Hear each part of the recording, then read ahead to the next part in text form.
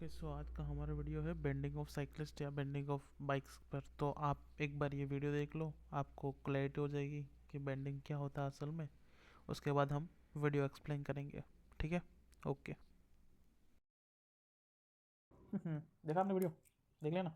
तो उसके हिसाब से देखते हैं इसके पीछे की फिजिक्स क्या है, कि इसके पीछे कौन सी फिजिक्स लग रही है कि वो सर्कुलर ट्रैक पे टर्न लेते टाइम इतना क्यों बेंड हो रहा है, बेंड बेंड हो क्यों रहा है। ठीक है, देखते हैं, चलो बेंड क्यों हो रहा है। अगर वो सीधा रहे, सीधा रहे, जैसे कि ये साइकिलिस्ट है,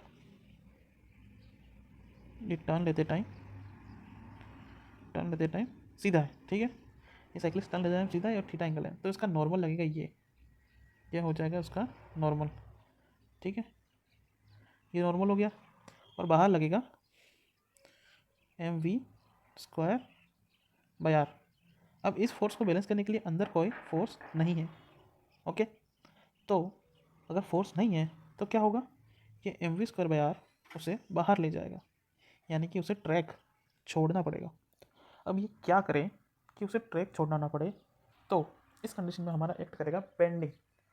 अगर वो फिजिक्स लगाए और सोचे कि अगर वो किसी थीटा एंगल से वर्टिकल डायरेक्शन से बेंड हो जाए, नॉर्मल जो है वो भी बेंड हो जाएगा थीटा एंगल से, उस हिसाब से हमारे पास दो कंपोनेंट बन जाएंगे, एन कॉस थीटा और दूसरा एन साइन थीटा, ठीक है।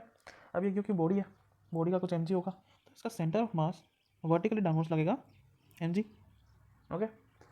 क्योंकि ये बॉडी एक सर्कुलर ट्रैक में है और सर्कुलर ट्रैक में टर्न लेने टाइम ये बेंड कर रहा है, तो ये एक कर्व पर टर्न ले रहा है, ठीक है। क्योंकि ये non inertial frame of reference है, तो उसे एक सेंट्रीफ्यूगल फोर्स बाहर की तरफ लगेगा, ठीक है।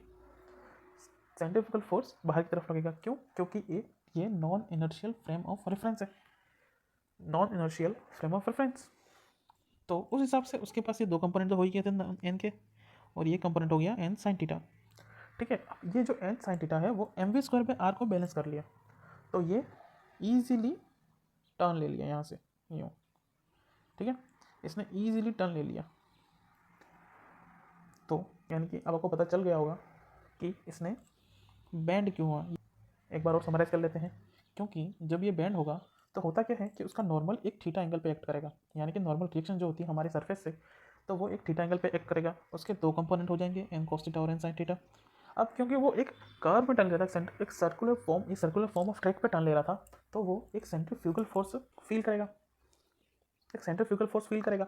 तो उस हिसाब से उसको सेंट्रीफ्यूगल फोर्स को बैलेंस करने के लिए अपने इनवर्स पार्टिकुलर डायरेक्शन में जहाँ टर्न ले रहा है, तो उसे एक चाहिए होगा, एक फोर्स जो उसे बैलेंस कर पाए। तो वो फोर्स हमारे लिए कौन हो जाएगा, एन साइन थीटा। अब आगे चलें तो इसकी एक एफ बना लेते हैं, ठीक है। इसमें फोर्स कैसे और क्यों एक्ट कर रहा है, तो ये एफ बना लेते हैं, ठीक है। नीचे कौन एक्ट कर रहा था, एम जी। ऊपर कौन साइड सेंट्रीफ्यूगल फोर्स कहाँ एक्ट कर रहा था, away from the circular track, यानी कि एम वी स्क्वायर बाहर, नॉर्मल यूँ था, है ना। तो उसके दो कंपोनेंट बना दिए हमने, एन कॉस थीटा और एन साइन थीटा। अब एफ से हमारे लिए बहुत ईजी हो गया कि कौन किसके इक्वल जाएगा। तो सॉल्यूशन देख लेते हैं कौन किसके इक्वल जा रहा है, ठीक है। एन साइन थीटा हमारे इक्वल हो जाएगा mv² के बाहर, सीधा सीधा दिख रहा है। N sine theta equals mv² बाहर, इक्वेशन वन हो जाएगी। आगे है एन कॉस थीटा इक्वल हो जाएगा mg के, तो N cos theta equals mg, equation two, okay. So by dividing equation one and two हमें क्या मिल रहा है कि हमने एन साइन थीटा को एन कॉस थीटा से डिवाइड करा और mv² बाय आर को mg से डिवाइड करा, ठीक है। तो सो एन से एन कट जाएगा, ठीक है। तो साइन अपन कॉस बचेगा, हो गया क्या, टेन थीटा। एम से एम कटेगा, बचेगा कौन, v square by r g. तो tan theta equals v square by r ji.